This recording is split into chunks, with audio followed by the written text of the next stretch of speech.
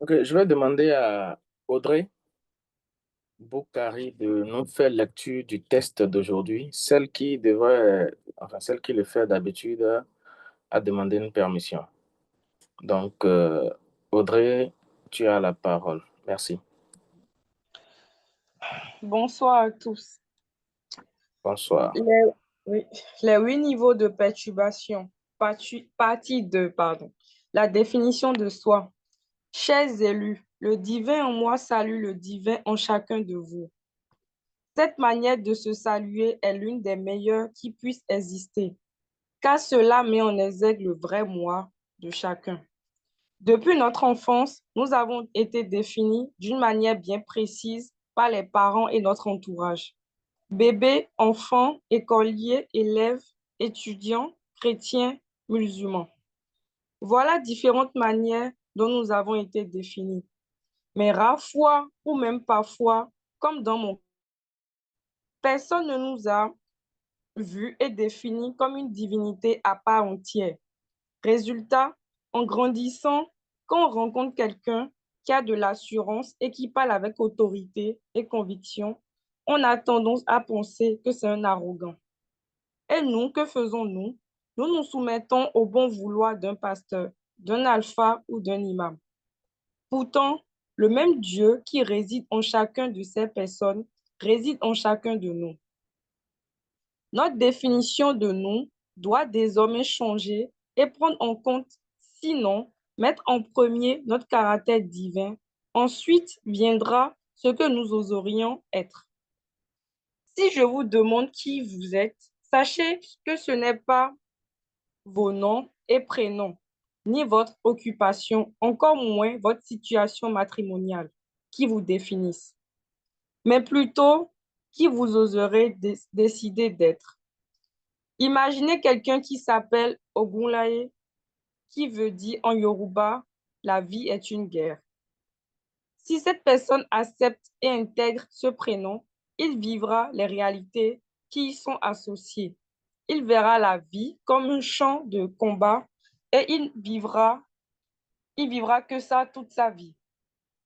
Très tôt, dès le bas âge, j'ai demandé la signification de mon prénom à mon père et il a dit que cela signifiait paix ou pureté. J'étais donc rassurée à l'idée de porter fièrement ce prénom. Et cela est un exercice que chacun doit faire. Notre définition de nous-mêmes est comme la circonscription. Notre définition de nous-mêmes est comme la circonscription des limites que l'on a la capacité d'atteindre, puisque vous agissez dans ce cercle invisible. Il faut donc tâcher de travailler sérieusement sur ça. Fin de lecture. Merci, Audrey Boukari, pour la lecture de ce document. Je ne voulais pas faire beaucoup de commentaires là-dessus parce que cela est d'autant plus clair puisque vous, comme cela a été signifié dans, dans le, dans le test qui vient d'être lu, dès notre bas âge, on nous a donné plusieurs titres. Bébé, quand on était enfant, on nous appelait bébé.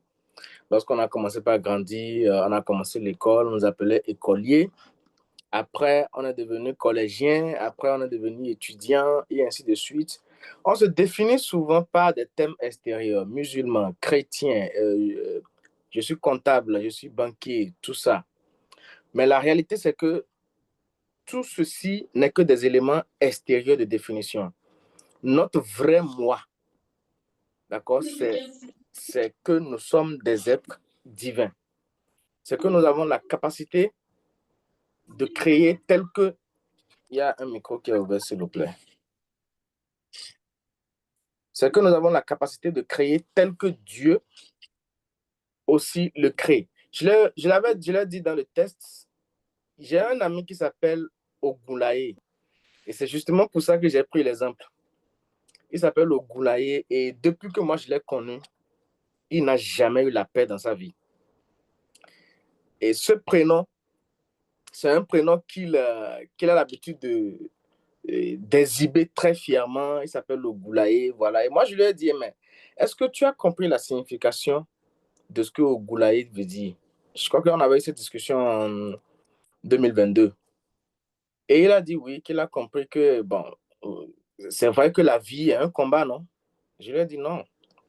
Si tu continues de voir la vie comme un combat, tel que ton prénom le dit, la vie sera toujours un combat pour toi et tous les jours, tu auras des choses auxquelles tu dois faire face, qui te dépassent et tout le reste.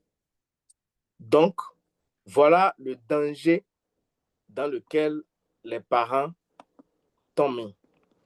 Et il m'a dit que c'est maintenant que lui-même, il est en train de comprendre, en fait, la portée de l'impact du prénom que l'on porte sur soi. Et c'est très important de pouvoir nous ramener à la réalité duquel les Écritures nous enseignent que nous sommes Dieu. Dieu est individualisé en chacun de nous. Mais combien de personnes, dans certaines situations de la vie, se rappellent de cela et le réclament à Dieu? C'est tellement facile lorsqu'on le dit que chacun dit, ouais, je sais, oui, effectivement, nous sommes des êtres divins. Mais lorsque nous sommes face à une situation de la vie, comment est-ce que nous nous comportons?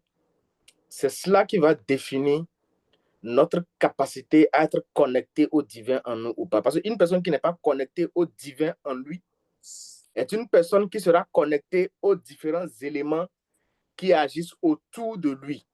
Et quand tu es connecté à tout ce qui se passe autour de toi, je pense que dans la première rencontre que nous avons eue ici, je l'avais dit, lorsqu'une personne essaye de vouloir réfléchir avant de marcher, cette personne va tomber.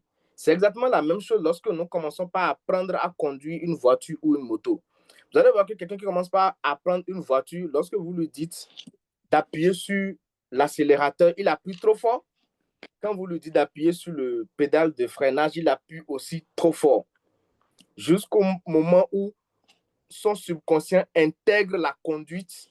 Et c'est en ce moment qu'il commence par faire les choses avec le réflexe, au point où il peut conduire des centaines de kilomètres tout en discutant avec quelqu'un à côté et en écoutant la musique sans faire attention au fait que le pédale d'accélérateur est à droite ou le pédale de frein est à gauche. Donc, nous devons commencer par, à chaque fois que nous nous retrouvons en train de vouloir nous morfondre, en train de vouloir rentrer dans les plaintes charnelles, nous devons commencer par nous rappeler que Dieu est individualisé en moi. Et cela étant, je ne suis pas sous le joug de ce corps physique qui porte le Dieu qui est en moi. Nous devons nous connecter véritablement au divin en nous et nous définir à travers ce divin-là. Notre travail que nous faisons aujourd'hui ne nous définit pas. Parce que c'est ce que chacun de nous va oser être qu'il sera. Une personne qui ose être un clochard sera un clochard. Une personne qui ose devenir riche, prospère, en bonne santé, sera riche, prospère, en bonne santé. Donc, le caractère divin que nous avons ne change pas.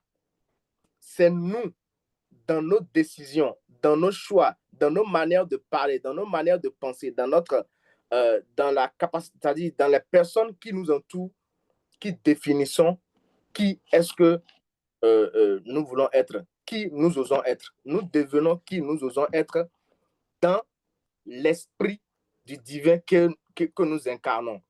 Parce que si Dieu est en toi, Dieu ne fera rien à ta place.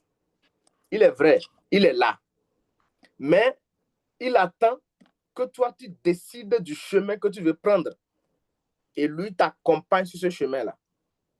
Si tu décides que tu veux être un clochard, tu le seras. Il y a l'histoire d'une dame qui a été racontée dans un livre. Je vais me rappeler, j'ai oublié le titre, Le jeu de la vie, voilà. La dame, on dit qu'elle elle avait beaucoup d'argent. Mais elle avait l'habitude de dire qu'elle était fatiguée de vivre dans cette grande maison et qu'elle voudrait pouvoir vivre de façon littérale dans une boîte de sardines. Donc, au bout de quelques années, elle s'est retrouvée fauchée. Elle s'est retrouvée avec ses enfants à vivre effectivement dans un taudis. Et elle allait voir le coach pour expliquer la situation. Et la dame lui a dit, OK, nous allons faire un exercice. Quand vous étiez dans l'opulence, entre-temps, quel était votre... de quoi vous plaignez-vous régulièrement? Et c'est là qu'elle s'est rendue compte qu'elle se plaignait en fait de l'opulence dans laquelle elle était. Et résultat, elle s'est retrouvée dans ce qu'elle avait désiré, c'est-à-dire vivre dans une boîte de sardines. Et cela s'applique à plusieurs personnes, que même parfois, même nous qui sommes en Occident, aux États-Unis, en France, parfois on rentre dans ce piège-là où on commence par se plaindre, on commence par dire ah, vraiment c'est trop stressant, j'aurais aimé être au pays, vraiment c'est trop ci, c'est trop ça. Et on oublie que à un moment donné de notre vie, nous avons désiré être à cette position-là. Nous l'avons fortement désiré. On a même prié parfois, parfois jeûné pour pouvoir être là. Et on est là aujourd'hui et facilement on tombe dans le piège des plaintes à longueur de journée. Au lieu de commencer d'abord par rendre grâce pour ce qui est bon, puisqu'il n'y a rien dans cette vie qui soit totalement négatif, il y a toujours un côté positif. Au lieu de commencer par être dans la gratitude d'abord, on rentre dans les plaintes et on se morfond, on continue, on s'enfonce chaque jour dedans, jusqu'au moment où quelqu'un va nous réveiller, ou bien on ne se réveillera jamais, on va continuer dedans. Voilà des dangers dans lesquels, les pièges dans lesquels nous tombons très souvent, oubliant notre caractère divin, oubliant que Dieu est en nous, oubliant que c'est nous qui décidons qui nous voulons être et où nous voulons aller. Et Dieu, lui, il est là, pas pour nous imposer quelque chose, mais pour nous accompagner dans la décision que nous aurons prise par nous-mêmes. C'est pour ça qu'on nous parle de libre arbitre, que ce soit dans la Bible, que ce soit dans le Coran, que ce soit même dans les religions endogènes. Alors, merci. C'est ce que je voulais partager parce que le test, je pense que ça a été on ne peut plus clair. Je vais laisser la parole à ceux qui ont des apports et des questions avant que nous avancions. Merci.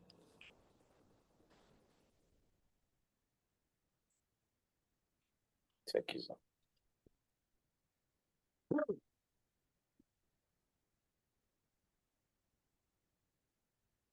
Si vous avez des questions et des apports, vous voudrez bien ouvrir votre micro. Monsieur Ghislain, votre micro est ouvert. Vous avez une question, un apport?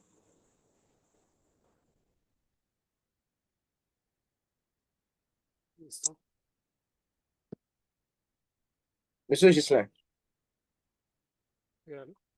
oui.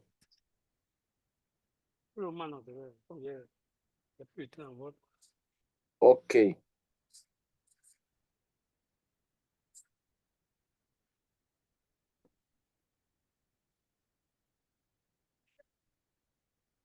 Donc, en attendant que euh, quelques minutes avant que nous passions sur euh, l'explication des deux premières phrases des documents de programmation. Donc, j'attends quelques minutes s'il y a des questions ou des apports par rapport au test que nous avons lu.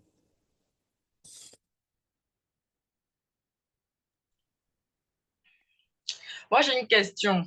Oui, Au niveau de la signification de nos prénoms, tu oui, vois. En fait, si ton prénom a une certaine signification, c'est censé normalement agir sur toi. Ou bien. oui. En fait, comment on peut faire pour éviter, en fait, bon, pas si je vais dire éviter, je sais même pas, mais en fait, pour éviter que le prénom agisse sur nous. Et Quand- aussi, tu parles de croire croire en Dieu, oui. oui. Je ne veux pas dire que je crois pas en Dieu, c'est pas ça. Mais en fait, dans certaines situations, tu te dis, je sais pas, en fait, j'ai du mal. Dans Oui, certaines situations, il faut expliquer la situation. la situation. Bon. Je prends un peu l'exemple de... Enfin, résumé, quand je Mhm. suis venue en France, de Ouais. base, c'était mon demi-frère qui devait m'aider financièrement, tu vois. Et il m'a lâché, tu vois. Et je me suis dit, bah, si Dieu, en fait, il a mis ce rêve-là en moi, de venir en France, parce que c'est un rêve qui date, et que je suis venue en France, pourquoi, en fait, il laisse mon frère me lâcher, tu vois? En fait, Ok. ça a un peu remis en question, je vais pas dire le rêve, mais ça a un Ouais. peu remis en question le fait parce que pour moi, je me dis, c'est Dieu qui m'a quand même aidé à être là. Mais je me suis un peu remis en question le fait qu'il m'ait aidé, tu vois. Je me suis dit, en fait, finalement, est-ce que c'est vraiment sa volonté? Tu vois un peu le truc. Donc, il y a Ouais. dans cette situation où tu te dis, bon, tu lui as demandé si, Ouais. mais moi, c'est comme ça, quoi. Tu vois un peu. Ouais. Toi, l'histoire, j'aurais aimé que tu ailles au bout de l'histoire parce que tu t'es en sorti finalement. Tu vas nous expliquer comment tu as fait. Comment j'ai fait? Quelles sont les, quelles sont les circonstances qui t'ont amené à pouvoir t'en sortir sans lui? Bah, écoute, j'avais pas le choix. Enfin, il fallait. D'accord. Voilà. Merci d'avoir posé cette question parce que d'abord, cela ramène à deux choses. Premièrement, lorsque nous avons un rêve, moi, j'ai une prière que j'ai l'habitude de faire. Je crois que je l'ai partagée avec... Non, je ne sais pas si je l'ai partagée. Mais je l'ai partagée avec certaines personnes en privé. J'ai une prière que je fais généralement lorsque j'ai un désir dans mon cœur. Et cela, je tire cela euh, de la Bible. C'est si Dieu est d'accord avec ce que moi je désire, alors qu'il le facilite. Mais s'il n'est pas d'accord, alors qu'il m'empêche de le réaliser et qu'il m'ouvre une autre porte plus intéressante que celle-là. C'est pour résumer que la volonté de Dieu soit faite, quel que soit le rêve que toi tu as. Parce que souvent, nous pensons que ce que nous voulons doit s'imposer à Dieu ou bien Dieu va s'imposer à nous. Non. Ce que nous voulons, oui, mais nous devons quand même soumettre ça à sa volonté. Deuxième chose, c'est le fait de compter sur quelqu'un. La fois dernière, j'avais parlé de quelqu'un, d'un ami ici, qui était dans une situation où il devait 150 000 à une structure de microfinance. Il a fait un prêt à la structure et il devait 150 000. Et il m'a écrit pour m'expliquer la situation que ah, voilà, s'il ne paye pas, on ne pourra plus lui faire un autre prêt alors que c'est avec ça qu'il fonctionne. C'est parce que sa boutique a un problème, lui-même a un problème avec sa femme. Bref, que c'est pour ça qu'il n'a pas pu rembourser. Que si moi je peux l'aider, j'ai dit bon, moi, je vais voir ce que je peux faire. Donc, ce qui s'est passé, c'est que à 3 jours du paiement, moi, je n'ai pas eu la possibilité de lui envoyer les sous. Donc, il m'a écrit et il me dit qu'il en a parlé avec quelqu'un. La veille du jour, il m'écrivait là, que la personne lui a donné 10 000. J'ai dit très bien, ça avance. Donc, ce qui s'est passé, c'est que la semaine qui a suivi, c'est vrai, il n'a pas pu payer les sous. Il n'a pas pu payer les sous. Mais la semaine qui a suivi, il avait postulé pour un travail à, comment on appelle, à la GDIZ, la zone industrielle de Glodibé. Et on lui envoie un mail 2 jours après l'échéance du paiement du prêt. On lui envoie un mail et on lui dit, voilà, vous avez été recruté, je pense que c'est la société de textile, quelque chose comme ça. Vous avez été recruté, votre salaire, 200 000 le mois avec... en tout cas, on lui a présenté le truc et en même temps, il m'a balancé ça. Et donc, il m'a dit, qu'il comptait sur moi. J'ai dit, ne compte pas sur moi. Nous tous, autant que nous sommes, nous devons plutôt compter sur Dieu. Donc ça lui avait fait un tic Et après, je l'ai rappelé pour lui dire, en fait, si moi, je t'avais donné l'argent là, les 150 000 dont tu avais besoin il y a quelques semaines, et te les avais donnés, est-ce que tu es sûr que tu aurais eu cette opportunité-là aujourd'hui qui te permet de ne plus dépendre du prêt que tu vas faire à la banque, mais plutôt de pouvoir mettre de l'argent de côté pour pouvoir relancer ta boutique. Tu vois.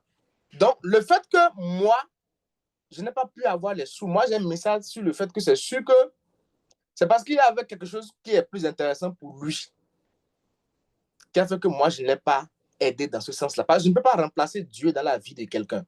Mais quand tu commences à compter sur quelqu'un pour faire quelque chose pour toi, c'est que tu es en train d'utiliser cette personne-là, tu es en train de substituer Dieu à cette personne-là pour pouvoir t'aider.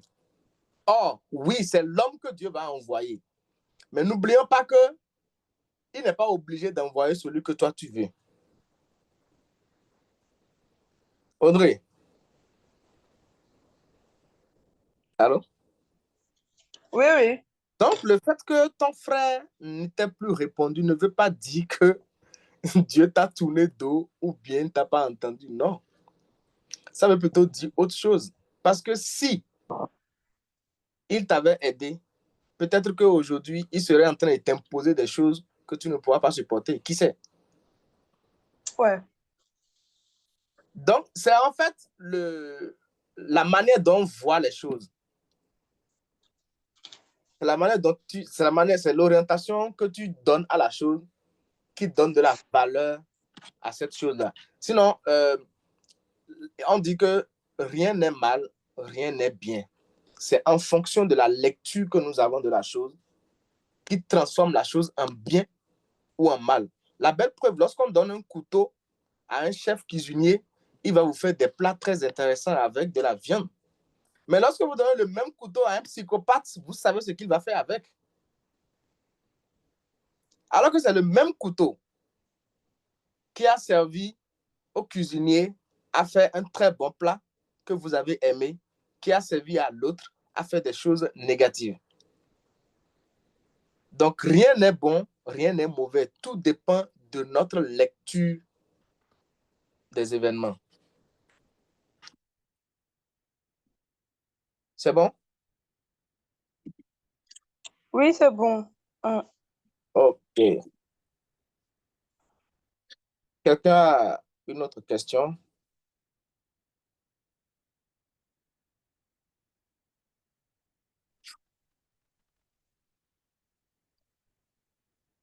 OK.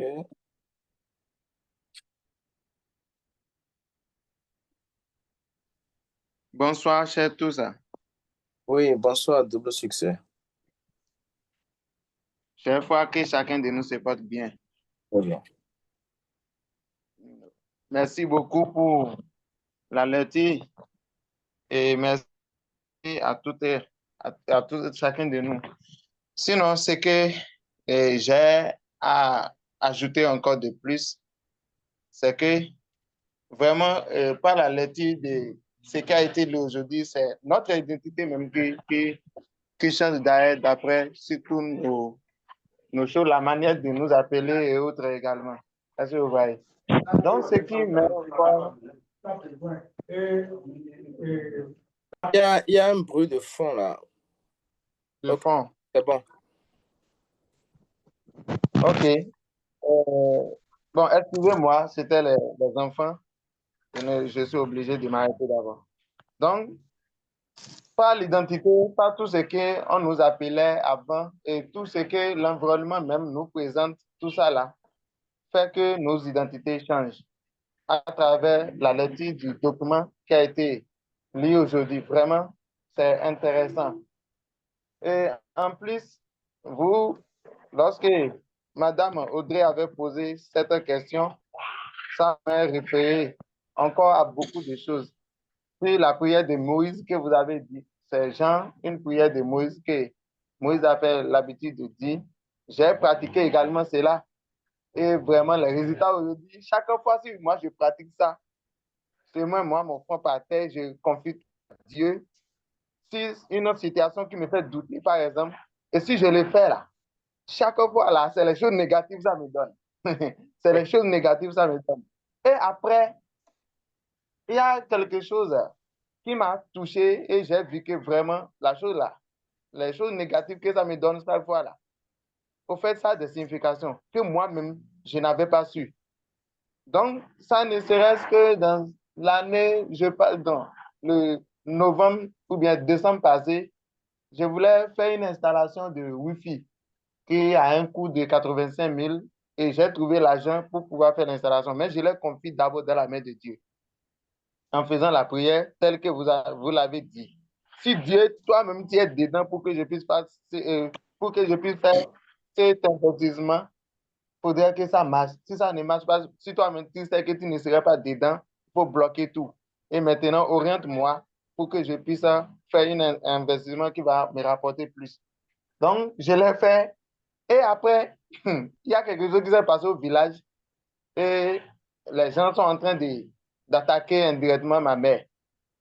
Donc, on a dit, elle doit quelque chose, nous sommes de 60 000. Je suis obligé de prendre l'argent là maintenant pour combler. Et aujourd'hui, je n'ai pas pu faire l'investissement. Là où je voulais poser le Wi-Fi, parce que c'est un Wi-Fi commercial, il faut vendre et revendre et avoir un peu de caution, un peu de commission sur ça. Donc là, je voulais poser.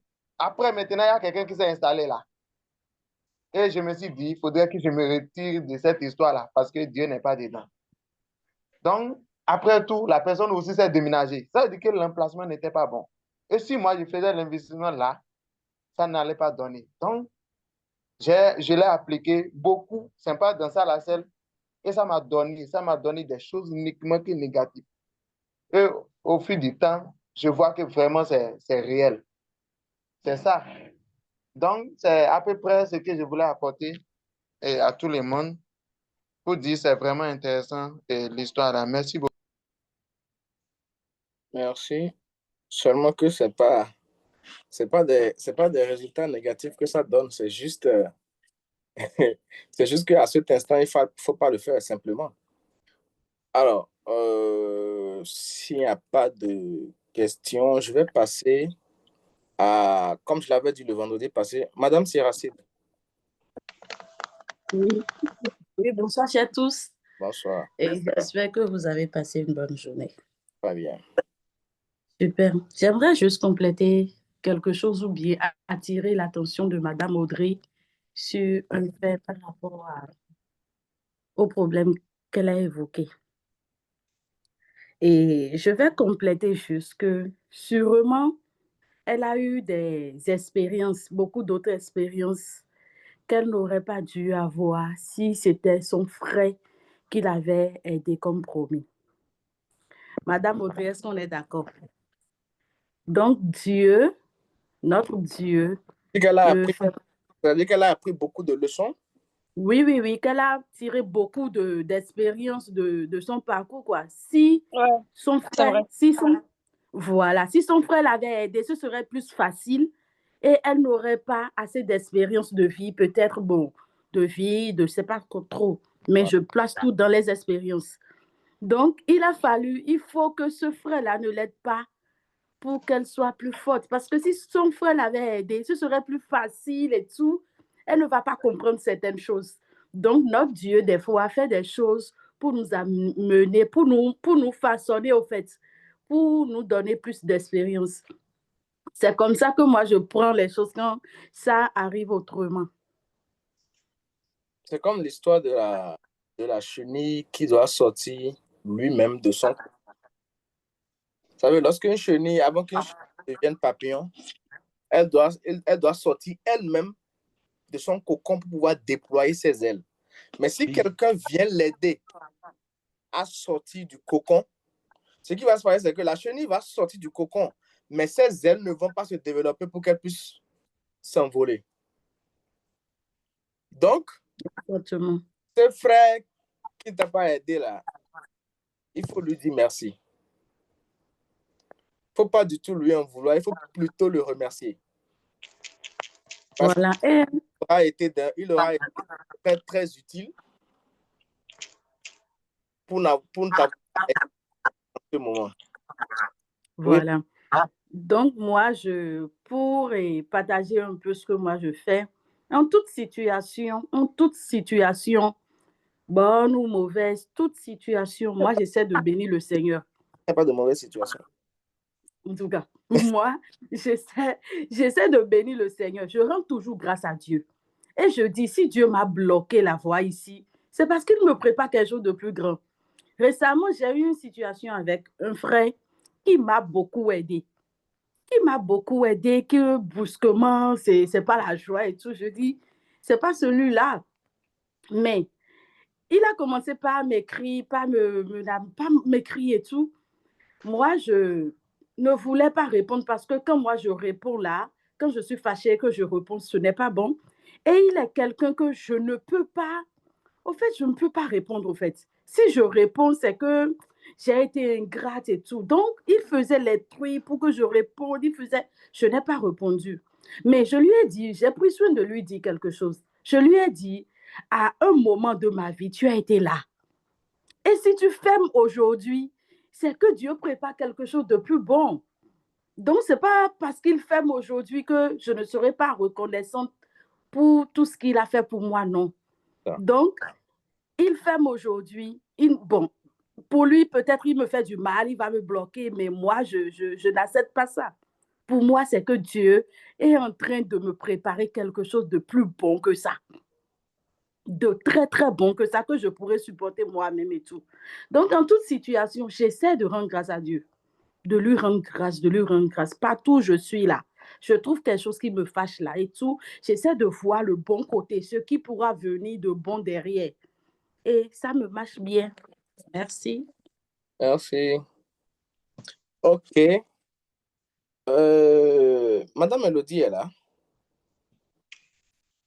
Ou elle Oui. continue? D'accord. Vous avez le logiciel, la phrase, Dieu est généreux, Dieu est abondant sans fin, là. Vous avez ça avec vous, là? Oui, j'ai ça. OK. Donc, vous allez Bon. lire la première phrase et c'est sur Concepcia. C'est fini les participations ou pas? Non, si tu peux intervenir, vas-y avant qu'on ne commence. Ok, vous m'entendez? Tu m'entends bien ou pas? Ouais, je pense que tout le monde t'entend très bien. Parfait. Alors, j'ai écouté vos interventions et bon, je reste sur la partie de l'influence que peut avoir notre nom sur nous généralement.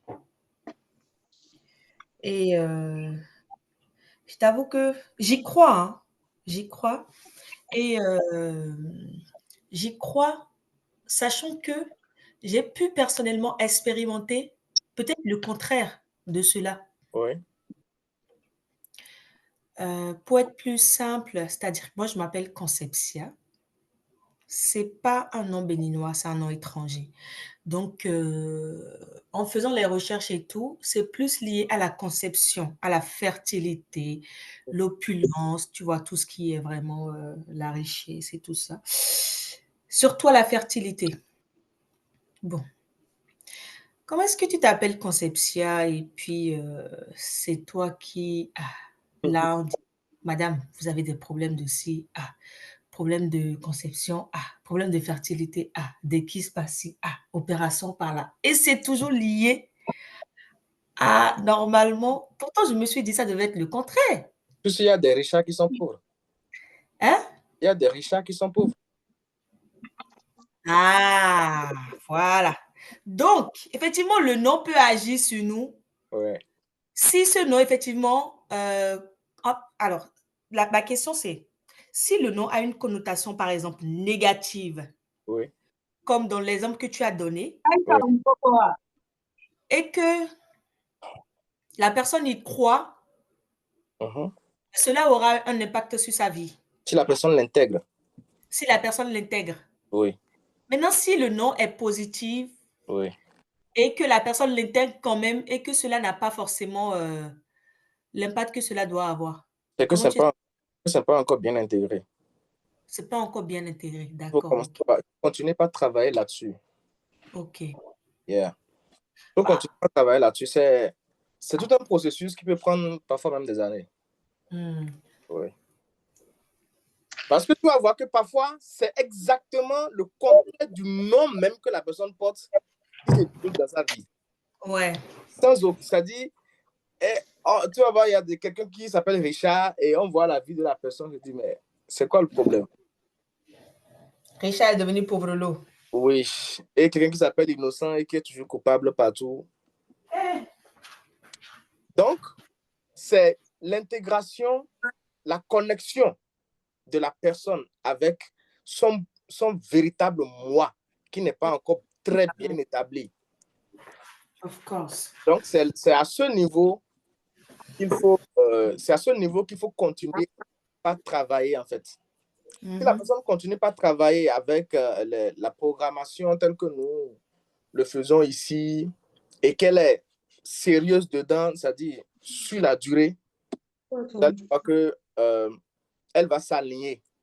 Si c'est un truc négatif qu'elle veut effacer, ça va aussi s'effacer avec le temps et la personne va avoir les résultats qu'elle désire. Simplement, ce que je peux dire dans ce cas précis par rapport à la conception, nous avons parlé la fois dernière du fait que lorsque nous parlons, les cellules de notre corps entendent ce que nous disons. Right. Il y a un monsieur qui est au Gabon, il était au Gabon et il avait un problème de cœur. Donc, les médecins ont fait le diagnostic et ils ont dit ce qu'ils voulaient dire. Et le monsieur, il a commencé par répéter tous les jours, 21 fois le matin avant d'aller au travail. J'ai un cœur parfait. Simplement, il a commencé par le faire tous les jours. Il a fait tous les jours pendant 3 mois. Il réside au Gabon, mais bon, c'est un Béninois. Et il est revenu au Bénin. Il est allé faire les analyses. Il a fait les analyses précisément à la clinique à Tinkamé. Le médecin, quand il a fini, le médecin lui dit, mais monsieur, vous êtes allé voir quel médecin quand vous avez quitté ici la fois dernière? Il dit qu'il n'a vu aucun médecin. Mais il dit, mais c'est quand même bizarre que ce qu'on a détecté il y a quelque temps, tout a été en fait réglé. Ça peut paraître bizarre, ça peut paraître miraculeux, mais ça fonctionne. Le simple fait que le gars dise « j'ai un cœur parfait » a réglé tout ce que la personne a dans tous les supposés problèmes qu'on lui avait diagnostiqués. Donc, pour une personne qui est dans ce cas précis, elle peut faire l'exercice pour son cas, c'est-à-dire c'est une programmation spécifique pour ce cas-là, spécifiquement. L'utérus, j'ai un corps parfait qui me permet de produire des enfants parfaits. Simplement, juste comme ça. Si tu veux, peut-être à la fin, je vais me poser te faire une rédaction beaucoup plus, qui pourra beaucoup plus travailler dans ce sens-là. Et la personne répète ça régulièrement tous les jours. C'est-à-dire, elle se badigeonne avec ça, en fait, en répétant ça tous les jours. Et vous allez voir que cette personne-là, au bout de quelques temps, elle va concevoir. J'ai une amie avec qui j'ai fait cette expérience-là il y a quelques années. L'amie en question, elle m'avait expliqué qu'elle allait menstruer 2 fois par an. Ouais, en janvier et en juin. Donc, les 10 autres mois, pas de menstruation. Et au point où comment vous les appelez, les gynécologues lui ont dit qu'elle ne peut pas concevoir. Effectivement, elle s'est mariée avec un gars. Et elle est de Pobet. Donc, elle a quitté. Si je dis son nom maintenant, les gens vont il y a des gens ici qui sont de Pobet qui vont la connaître, mais je préfère garder ça. Elle est allée à Lomé, elle s'est mariée là-bas. Elle a fait 2 ans avec le monsieur. Elle n'est jamais tombée enceinte. Donc, dans la discussion, elle m'a expliqué la chose. Je lui ai dit, est-ce que tu crois que Dieu est capable de tout faire? Elle dit, bon, elle croit. Elle dit, ok, commence par faire telle chose et on verra ce que ça va donner. 2 mois après, elle m'a écrit très tôt un matin, à 5 heures, pour me dire qu'elle ne se sent pas bien. Les gens disent dans le quartier qu'elle est devenue pâle, des choses comme ça. Et que ce matin, elle s'est réveillée avec des envies de vomissement. Je lui ai dit, va faire test de grossesse. Elle a commencé par rire. Elle dit, mais moi, je te parle de quelque chose, juste, je te parle de ça juste comme ça pour partager l'information. Elle dit, non, va faire un test de grossesse. Elle dit, bon, ok, elle va le faire demain matin. Le lendemain matin, c'est elle qui me réveille à 3 heures du matin. Avec la photo du test, elle était enceinte. Et elle me dit, mais là, il y a un problème. Je lui ai dit, quel est le problème? Elle dit, la dernière fois qu'elle a eu un rapport sexuel, c'était avec préservatif. Je lui ai dit, mais est-ce que Dieu t'a dit qu'il a besoin de préservatif avant que tu ne tombes enceinte? Tout peut arriver même avec un préservatif. Et si c'était percé, tu ne savais pas. Donc, le gars en question avec qui elle a couché a refusé d'accepter la grossesse parce que pour lui, c'était impossible. Vu que le gars connaissait la situation de la fille, et en plus, il s'était protégé. En plus, c'était aussi son ex.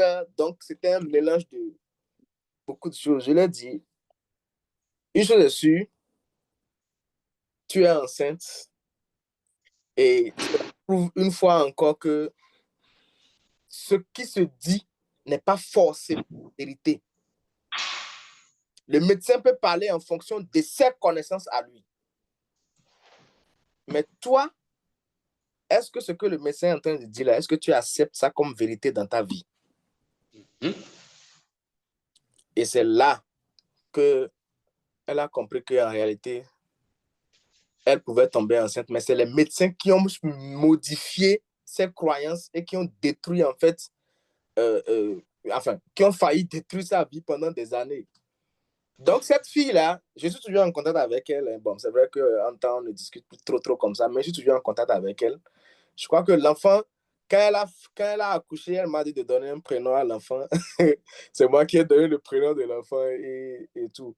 Donc, c'est pour vous dire que le médecin, comme je l'ai dit, peut donner ces informations à lui. C'est en fonction de ce que lui connaît et c'est dans la limite de ses connaissances. Après, effectivement, pardon. Oui, vas-y. Oui, non, mais ce que tu dis, il y a également des thèses scientifiques qui soutiennent cela, hein, parce qu'en fait, que ce soit la croyance, parce qu'en fait, ce qu'on croit, ça se reflète effectivement dans notre vie, Oui. et le pouvoir de la pensée, de l'imagination et tout ça, en fait, ça peut se refléter dans ce qu'on ressent et toutes nos émotions, et cela se transmet dans le corps. C'est comme par exemple, lorsqu'on a peur et tout ça, bah, la peur, le cœur, il commence pas battre très fort. Pourquoi est-ce qu'une pensée qui est dans la tête se transmet dans le corps et l'organe qui est un corps, enfin, qui se traduit par le cœur, commence lui à pomper très fort. Donc, si c'est le cas, ça veut dire en fait que la pensée, la croyance peut avoir un impact sur notre corps et peut bloquer des choses. Bien sûr. Et on peut effectivement par des mutations qui ne sont pas bonnes dans le corps. On peut détecter beaucoup de choses juste parce que la personne a créé ça à travers sa pensée et ses paroles. Ouais. Oui. Ok. Donc, effectivement, dans le cas de cette femme-là, Oui. elle a intégré, elle a eu la foi. Si Oui, on veut.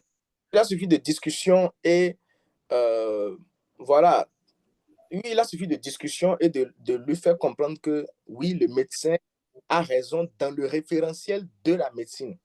Effectivement. Mais dans le référentiel divin, tout peut être chamboulé. That's right. Tout peut passer du tout au tout. Il y a un pasteur à Cotonou là. Il est à Kondéou, je pense. Non, pas Kondéou, il est vers Yenawa. J'ai oublié le nom de son église. Putain. Bref, ce pasteur-là, ça me fait mal. Sinon, j'allais donner les références de son église pour que les gens, s'il y a des gens qui peuvent aller vérifier, peuvent aller. En tout cas, il est vers entre Akpakpa et entre Yenawa et Midombola. Le monsieur, il était SS. SS de naissance. Et aujourd'hui, il a les deux résultats d'analyse. Hein. Aujourd'hui, il est AA. Les deux résultats sont encore avec lui là. Et c'est sa foi. C'est pas qu'il a fait quelque chose d'extraordinaire, c'est sa foi. En fait, il est issu de l'église Living Faith, la Living Faith du Nigeria. Donc, qu'est-ce qui s'est passé? Le jour-là, le pasteur était arrivé, le pasteur principal, David Oyedepo, il était arrivé à Cotonou. Et le monsieur, c'était un moment où vraiment, il voulait vraiment se passer de cette histoire-là. Et il est allé voir le pasteur. Tellement il croyait au pasteur, ce n'est pas le pasteur qui a fait le miracle. Hein. C'est la foi que lui, il avait en le pasteur. Tellement il croyait que le pasteur a enlevé son manteau et lui a posé dessus. Et le pasteur lui a dit, va refaire les analyses demain et amène-moi les résultats. Effectivement, il est allé, il est revenu et c'était AA. En tout cas, après, quand ils ont fini les analyses. Le jour moi-même, je l'ai entendu, j'ai dit, c'est pas possible, scientifiquement impossible. Jusqu'à ce qu'on aille chez le pasteur et qu'on voit les résultats. Des cas comme ça, il y en a plein.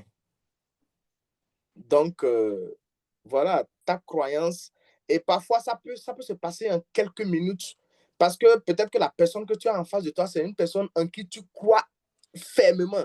Qu'est-ce qui a fait que la dame qui avait des problèmes de saignement dans la Bible a touché simplement le tissu de Jésus et elle a été guérie? C'est sa foi, ce n'est rien d'autre. Ce n'est pas le tissu de Jésus qui l'a guéri, ce n'est pas le pain de Jésus qui l'a guéri, mais sa foi. Ta foi t'a sauvé. Oui, c'est ça, exactement. Ta foi t'a sauvé. Donc, nous, aujourd'hui, c'est le défaut que nous avons, parce qu'autour de nous, il y a beaucoup de choses qui se disent. Et donc, plus les choses là se répètent, plus on commence par croire que c'est la vérité. Et ça commence par se refléter dans notre vie, dans notre quotidien, dans notre santé, et ainsi de suite. Mais le jour où tu commences par comprendre et tu commences par déprogrammer cela, tu commences par voir la vie autrement. Madame Siracide, vous avez levé la main depuis là, toutes mes excuses. Oui, ça peut aller. Et en fait, j'aimerais attirer ou bien nous amener notre truc là sur quelque chose. C'est par rapport à nos enfants d'aujourd'hui. On est informés, on a des sœurs, des frères à côté de nous, on a des enfants qui naissent autour de nous. Il faudrait qu'on travaille là-dessus par rapport à nos enfants. Je veux aller du côté des noms, des prénoms de nos enfants. Oui. Moi, je crois que je ne peux jamais donner Yabou à mon enfant parce que je ne sais pas la vie que Oya qui est parti là a menée. Ouais. Et bon, et yo va bon si les migrants, je sais. Oui. Elle va revenir chez moi là. Oui. Je ne voudrais pas donner ce nom-là, un nom du genre à mon enfant. Exactement. Le second côté, c'est que si on donne un nom significatif à nos enfants, il faudrait qu'on essaie d'intégrer ça. Oui. Parce que moi, j'ai une petite soeur, par exemple, qui s'appelle Avila. Avila, notre papa nous a expliqué que Avila, c'est une ville. Parce que même dans la Bible catholique, il y a Sainte Thérèse d'Avila. On nous a expliqué que Sainte Thérèse là vient d'une ville qui s'appelle Avila. Et que dans la ville, là, bon, la ville, c'est une très jolie ville où l'or et l'argent jaillissent. OK. Donc, jusque-là, bon, je ne sais pas trop si notre papa avait déjà pris le temps d'intégrer à Avila que, et Jean, tu es tel, tu es la richesse, tu ne manqueras de rien et tout, et avait appris à Avila d'intégrer ça dans son quotidien, ça aurait porté fruit. Donc, il faudrait que moi, mon garçon s'appelle Promesse. Moi, je lui dis, tu es la promesse divine de Dieu. Et quand lui-même, il veut parler, des fois, il dit, je suis la promesse divine de Dieu. Voilà. Si je continue à lui dire ça, comme ça, et qu'il grandit avec ça, il n'aura plus de difficultés comme nous, on a de difficultés aujourd'hui. Parce qu'aujourd'hui, moi, pour faire ça... Des fois, j'oublie ou je me réveille tard, je suis pressée pour aller au boulot et je ne le fais pas comme cela se doit. Oh, si on avait déjà intégré ça dans mes habitudes, ce serait plus facile. Donc, pensons à nos enfants. Essayons, même si c'est des petites phrases, des petits mots, essayons de leur inculquer ça dès le bas âge. Et je pense que demain, ce sera plus facile pour eux. Merci. Avant que vous ne partiez, vous savez que Promesse va vous poser une question. Promesse va me faire quoi? Il va vous poser une question. Ok. C'est quoi la promesse divine par l'humanité? Ah, il ne m'a pas encore posé ça, tiens. Donc, c'est quoi la promesse divine à l'humanité? Parce que lui, les promesses divines. Oui, oui. Ok, mais c'est quoi la promesse? Oh, maman, pour moi, c'est Dieu qui m'a promis que soit le temps là, que ça prendra, je vais faire d'enfant, de ne pas me fatiguer et tout. Qu'est-ce que prendra? Donc, en fait, c'est là le problème. Parce que vous avez donné le prénom en fonction du moment où vous aviez besoin d'enfants. Oui. Sa situation. En fonction de vous, votre situation personnelle. Oui, oui. Mais l'enfant, quand il va commencer par grandir, est-ce que vous voulez que l'enfant ait la même situation que vous? Non, non. Mais je sais que, bon, d'abord, si Dieu me l'a donné, c'est qu'il veut aussi faire quelque chose. Calmez-vous, Madame Siracide. Calmez-vous, Madame Siracide. Qu'est-ce que la Bible a dit par rapport à l'humanité? Qu'est-ce que la Bible a dit par rapport à l'homme? Je souhaite que tu... Qu'est-ce que Dieu attend? Qu'est-ce que Dieu a dit? Je souhaite que tu fasses quoi? Dieu a dit quelque chose dans la Bible comme ça. Que tu prospères à tout égard, c'est ça? Oui. Oui. Comme prospère l'état de ton âme. Oui, oui, que tu prospères à tout égard. Donc, c'est ça la promesse de Dieu à l'humanité. Ok. Donc, quand vous lui dites, tu es la promesse divine, il faut commencer par le faire à soi pour qu'il puisse comprendre que Dieu veut que l'homme prospère à tout égard. Ok. Donc, c'est ça la continuité de ce prénom-là. D'accord. Donc, c'est un autre travail que vous devez commencer à parler d'aujourd'hui. D'accord, c'est très bien noté. Voilà. Merci, cher coach. Oui. Merci beaucoup pour ce détail très important parce qu'effectivement, c'est important, effectivement. Bien vrai, on porte des noms, mais il faut pouvoir intégrer la signification de ces noms-là et la portée positive de celle-ci et s'en rappeler continuellement. Oui. Parfait. Ok, plus de questions, hein? Ah oui? Oui, il y a d'autres questions? Plus de questions? Oui, il y a quelqu'un qui a levé la main. Je vois Lone, c'est bien ça, hein? L-O-A-2-N. Loane. Loane. Il fallait mettre E mieux, ou bien? Oh, salut, là. Parce que, non, en fait, le mot Lone en anglais, ça veut dire prêt. Excuse-nous, l'orthophone. Bonsoir. Oui, bonsoir. Oui, j'ai voulu vous taquiner un peu. Oh non, ça va, ça peut passer. Ok. J'ai pris le train en marche, je vous ai suivi depuis. Il y a quelque chose qui a attiré mon attention. C'est par rapport à la dernière intervention concernant le nom promesse. Je pense que c'est ça, hein? Oui. Ouais. Récemment, dans mon église, à chaque fois quand il y a une naissance, et il y a cette période, je pense qu'il y a des cérémonies qu'on appelle la consécration. On présente L'enfant. l'enfant à Dieu. Maintenant, il s'est fait que dans une période, je pense que la maman doit faire un mois à la maison et le dimanche qui va suivre, on doit amener l'enfant à l'église. Mais il s'est fait que cette date correspondait, je ne me rappelle plus de l'événement, si ça correspondait à une fête ou à une consécration. Et pendant cette période, l'homme de Dieu disait que si les parents acceptent que l'enfant soit consacré, que l'enfant soit présenté à Dieu, qu'il devait être prêt à accepter que plus tard, qu'il ne soit pas étonné, pardon, que plus tard, si cet enfant est appelé à servir Dieu. Et les parents ont accepté. Ça, Ok. c'était une petite parenthèse. Et Oui. pour revenir à ce que vous avez dit, est-ce que cette promesse dont on parle ici, est-ce que cet enfant peut pas être peut-être appelé demain à servir Dieu? Est-ce qu'il n'est pas promis pour une mission évangélique, une mission spirituelle dans le compte de Dieu? Est-ce que ce paramètre aussi ne peut pas être tenu en compte dans ce qui a été dit par rapport à ce nom, promesse qui a été donnée à cet enfant? Un Bien peu sûr, comme le roi de Moïse.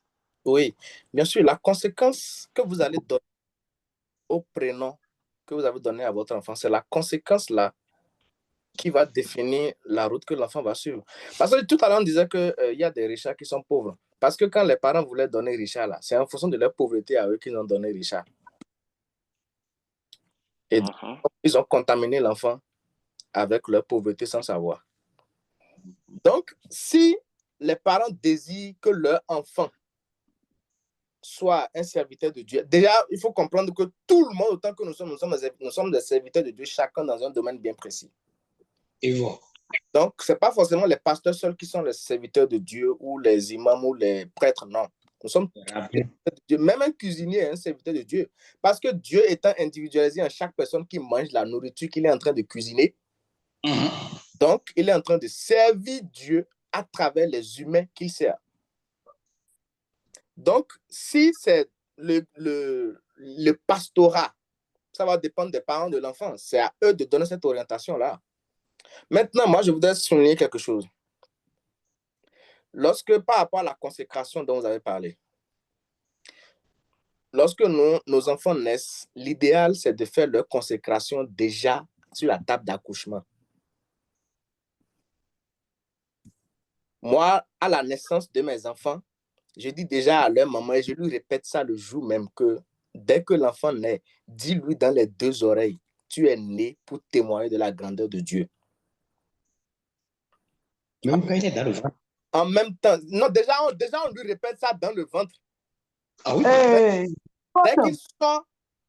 Dès qu'il sort, voilà.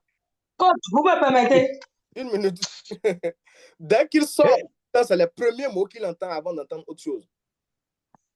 Parce que là, maintenant, si on attend un mois, l'enfant est déjà amené à la maison. Vous avez dit, les gens ont déjà dit des choses bizarres dans le quartier, dans la maison. Ça est déjà rentré avant maintenant qu'on le ramène à l'église. Donc, il faut d'abord que les parents fassent ce premier travail-là. Et maintenant, aller maintenant à l'église après pour faire celui de l'église, en fait. Monsieur Loan? Je vous écoute, je vous suis. Ok, bon, c'est parce que moi j'ai fini. Je vous suis. Est-ce que ça peut aller? Ça peut aller. Ok. Maintenant, une dernière préoccupation. Oui. Est-ce que le nom qu'on donne à l'enfant, est-ce que, puisque bon, à vous suivre jusqu'à présent, puis c'est mon avis, hein, oui. Il y a beaucoup plus le côté négatif de ces choses qui ressort que le côté positif. Je prends un exemple du nom, hein, un nom au hasard. Je prends par exemple Sénakon. Oui. Je prends Sénakon par Sénakon. Je suppose que le parent qui donne Sénakon à son enfant, par exemple, il a peut-être vécu des moments de tumultude, des périodes vraiment difficiles. Oui. Un parent ou au vu de tout ce qu'il a vécu, du positif, il peut donner aussi Sénacon. Donc, est-ce que ce soit Richard ou n'importe quel prénom, est-ce qu'on ne peut pas dire que bon, il y a le positif, le négatif, mais à un moment donné, il y a l'un des deux qui domine comparativement à l'autre. Oui, oui. En fait, c'est pourquoi vous avez constaté que c'est le négatif, surtout avec l'exemple de Richard. C'est parce que quelqu'un avait parlé tout à l'heure d'un prénom et que c'est les événements contraires que la personne observe. C'est pour ça que j'avais pris cet exemple-là. Okay. Maintenant, si quelqu'un donne un prénom à l'enfant, c'est la portée que toi, tu donnes à ce prénom-là et que tu intègres à ton enfant qui va avoir, en fait, d'impact sur l'enfant. Parce que quand l'enfant commence par grandir, quelles sont les choses que tu lui dis? Quelles sont les choses qu'il comprend? En fonction de ce que toi, tu lui dis, ce que tu lui dis sur le prénom qu'il ou elle porte, c'est en fonction de ça que cet enfant... c'est en fonction de ça que les réalités que l'enfant va vivre. Parce que les enfants qui naissent, en fait, non, c'est comme des ordinateurs qui n'ont aucun logiciel. C'est nous, les parents, l'environnement, l'église, l'école et ainsi de suite, qui construit des logiciels dans l'enfant. Et le logiciel de peur. généralement, c'est des logiciels de peur qu'on construit, malheureusement. Mais aujourd'hui, Dieu merci, il y a des gens qui ont commencé par comprendre et construire de nouveaux logiciels. Donc, le travail, là, c'est un travail niveau parental. Même si l'enfant va entendre autre chose, peut-être à l'école, dès qu'il revient à la maison, il faut qu'il sache que, de toutes les façons, mon papa m'a dit. Ça permet à l'enfant de pouvoir avoir plus d'assurance pour avancer et ainsi de suite. Monsieur Lohan? Ça peut aller. Merci bien. Je vous en prie. Merci d'être là avec nous. J'avais vu... Oui, Madame Elodie, Monsieur Samuel est parti. Oui, par rapport à l'enfant qui naît, oui. Vous avez dit que dès que votre femme accouche, vous lui avez dit de dire, bon, une phrase dans l'oreille de l'enfant, du nouveau-né. Oui. Pour la femme qui a subi une césarienne, on ne lui remet même pas l'enfant.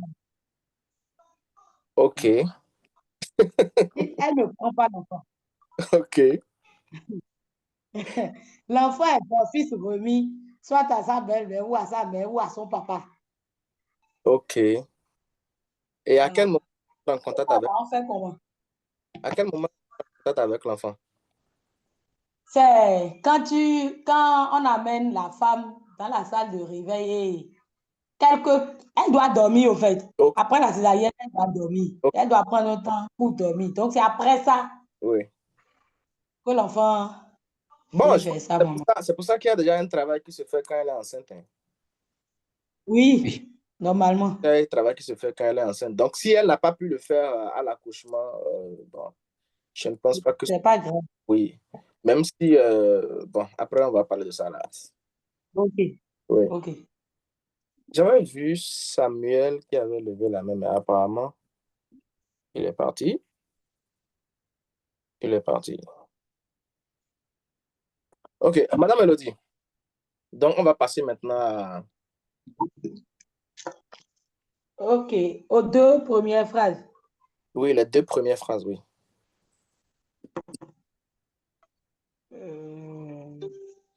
Je viens.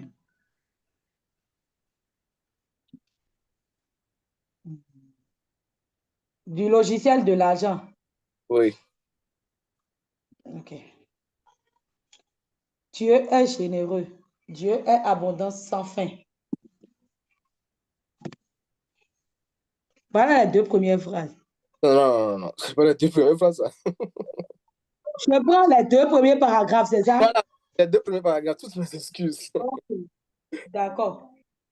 Dieu est généreux. Dieu est abondance sans fin. Dieu est la riche substance omniprésente de l'univers. Dieu, source de prospérité infinie, qui comble tous les besoins, est individualisé en moi la réalité du moi. Okay. J'élève mon esprit et mon cœur pour être consciente, pour comprendre et savoir que la présence divine, je suis, est la source et la substance de tous mes biens. OK. Avant que je ne rentre dans l'explication, je pense que je vais prendre une personne qui est ancienne dans le groupe pour lui demander ce qu'elle a compris depuis qu'elle a commencé par répéter ces deux phrases-là. Madame Siracide, vous avez l'honneur.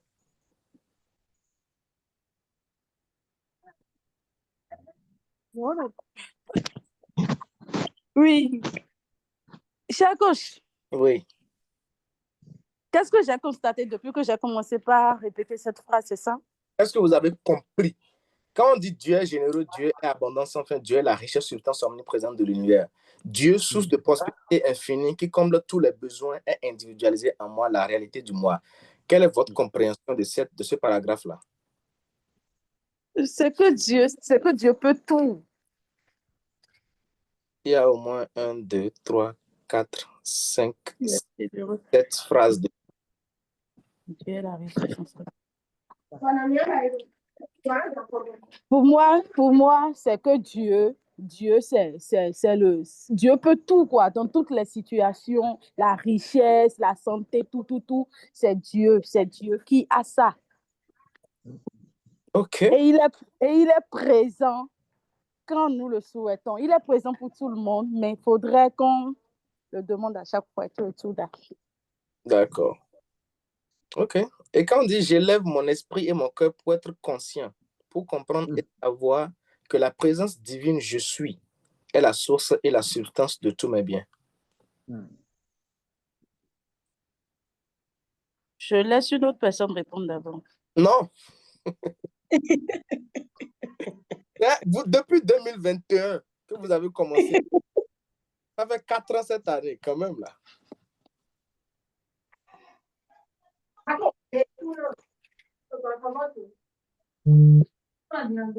Oui, Madame Siracine. C'est pour c'est ce paragraphe même là qui nous incite ou bien qui nous encourage à faire la programmation. Parce que là, ça nous montre que il faudrait qu'on soit conscient, il faudrait qu'on ait la foi que Dieu peut. Voilà, qu'on ait la foi et qu'on sache que Dieu est en nous, que tout ce qu'on veut là, on peut le dire et l'avoir. D'accord. Ok, merci. Alors, lorsqu'on dit Dieu est généreux, déjà, Dieu est abondance sans fin. Déjà, il faut comprendre que dans la présentation et la conception que nous avons généralement de Dieu, c'est que, voilà, il est en haut là-bas, il cherche quelqu'un qui a péché pour lui couper la tête, les choses comme ça, alors que ça n'a rien à voir en fait avec Dieu. On dit Dieu est généreux, Dieu est abondance sans fin. Il est généreux, il est abondant. C'est dans ça que quand les musulmans veulent commencer par faire la prière, il dit Bismillahirrahmanirrahim. Il dit Dieu, ça veut dire comment? Le tout miséricordieux, le très miséricordieux. Dieu est abondant sans fin, c'est-à-dire il a tout ce dont nous pouvons imaginer. Ensuite, Dieu est la riche substance omniprésente de l'univers.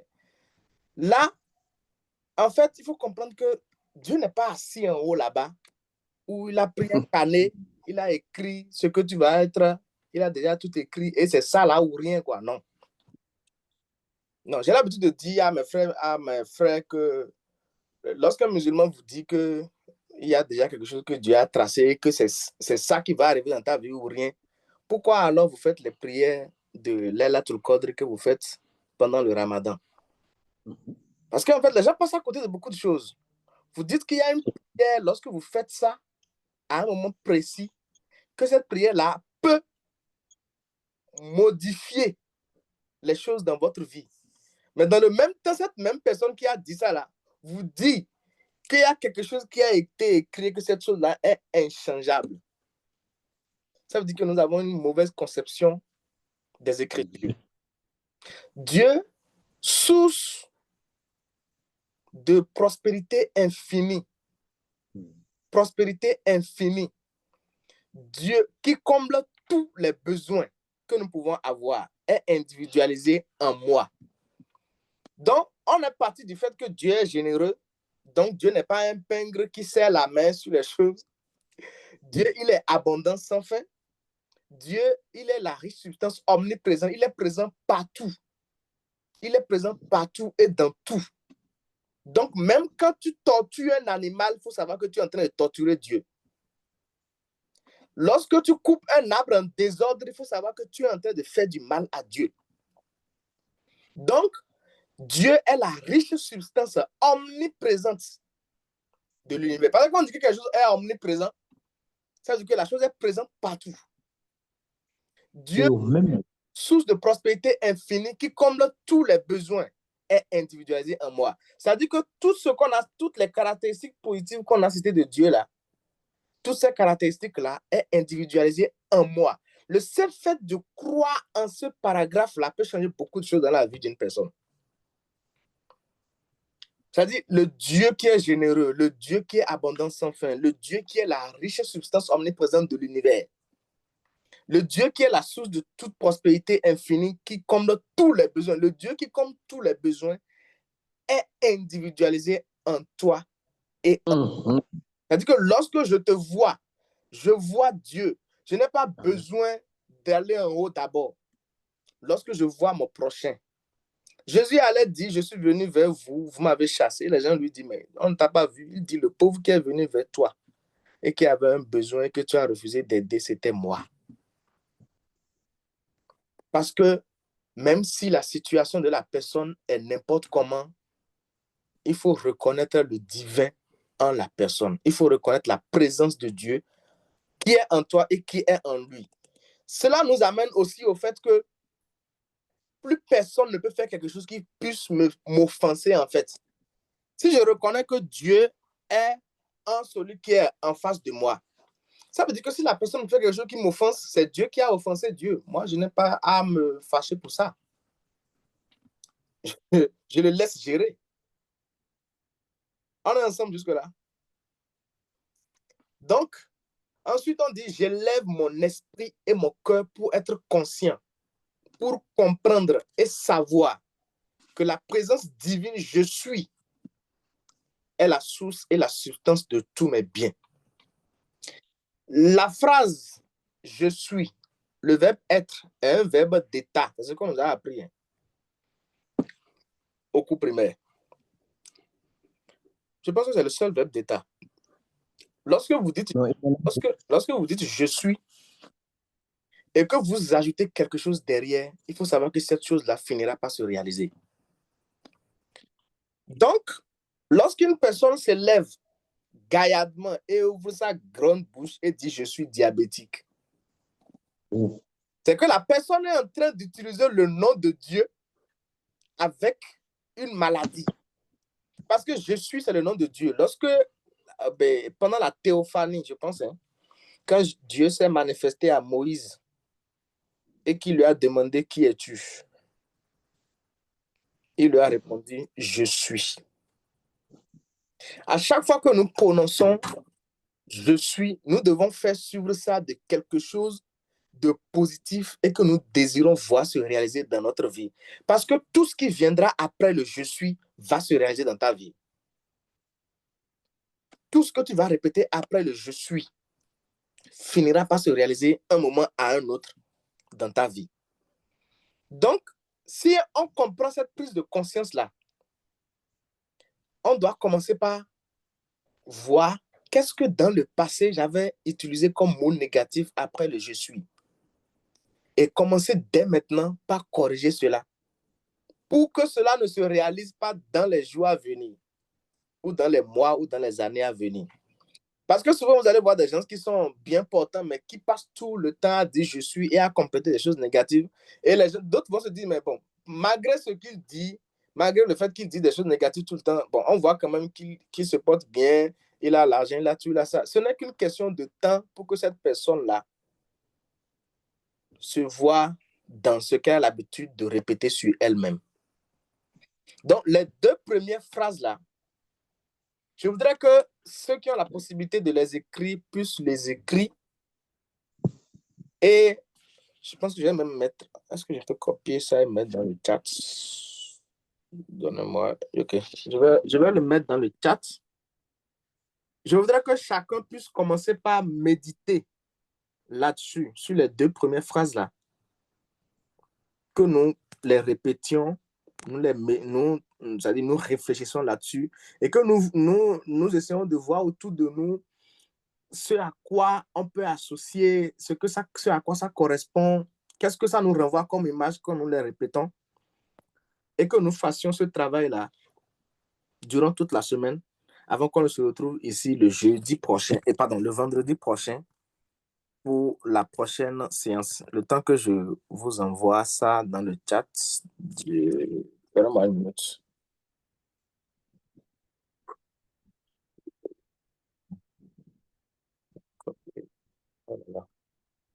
Donc, voilà l'explication que j'ai voulu apporter sur les deux premières phrases-là. Le vendredi prochain, on va faire le point et chacun pourra nous dire au cours de la semaine ce que cela lui a inspiré. On va partager les expériences pour avancer. Donc, la prochaine rubrique maintenant, nous allons prendre les deux personnes qui avaient été questionnées la fois dernière, la deuxième personne est partie. Samuel est parti. Audrey, comment a été la programmation cette semaine? Disons que j'ai été assidue toute la semaine, mais j'ai juste répété 7 fois. Je n'ai pas fait les 21 fois qui est sur la programmation. J'ai répété ça 7 fois. OK. J'ai été assidue. OK. Ouais.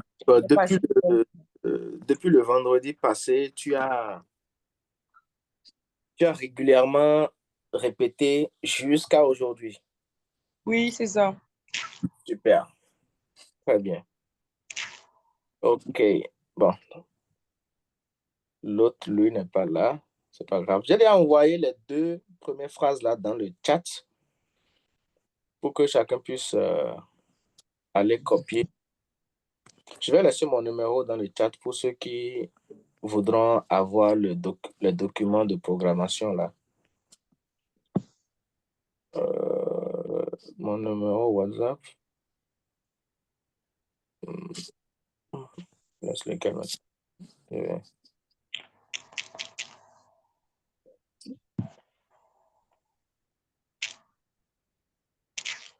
535 16 88. 543. 16 88. Donc, vous pouvez m'écrire sur WhatsApp si vous avez besoin de documents. Voilà. Donc, je vous remercie. Ce fut un grand plaisir. Mais je crois que nous avons monsieur,